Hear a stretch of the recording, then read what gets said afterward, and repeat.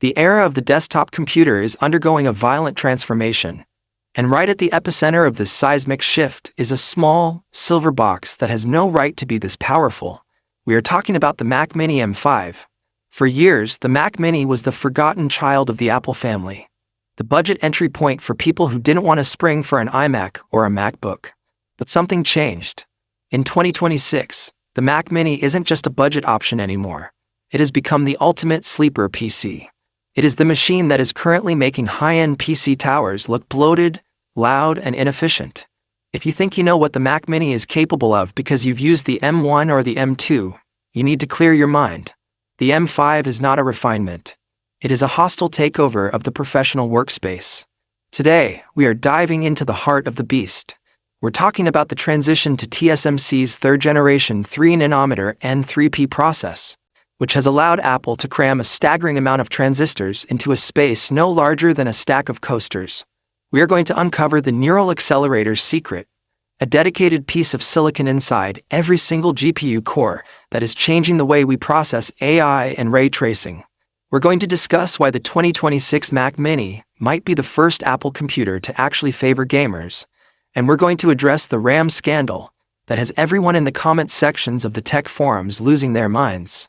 By the time we finish this deep dive, you're going to realize that the computer sitting on your desk right now is officially a bottleneck.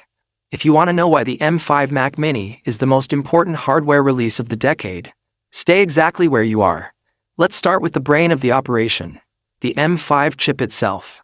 Apple just launched the M5 and the MacBook Air earlier this spring, and the benchmarks coming out of Cupertino are, frankly, terrifying. We're seeing a 15% jump in multi-threaded CPU performance over the M4. But that's the boring part. The real headline is the 30% increase in overall graphics performance. For a device that doesn't have a dedicated graphics card, that is unheard of. But Apple didn't stop at raw power. They introduced a third-generation ray tracing engine that is 45% faster than the previous model. This means that for the first time in history, you can actually play AAA titles on a Mac Mini at high frame rates without it sounding like a jet engine taking off. But here is the detail that the mainstream reviewers are glossing over. Unified memory bandwidth. The M5 chip supports 153 GB per second of bandwidth. That is a 28% improvement over the M4. Why does this matter to you? Because in the world of Apple Silicon, memory bandwidth is the secret sauce that makes the system feel snappy. It's why an 8GB Mac can sometimes outperform a 16GB PC.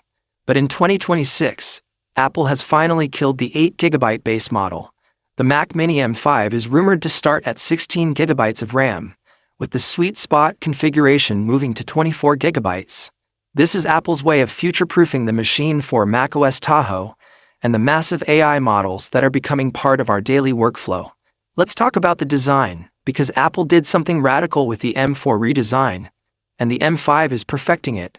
We have this ultra-compact footprint, a 5x5 inch square that fits in the palm of your hand. But the M5 version introduces a new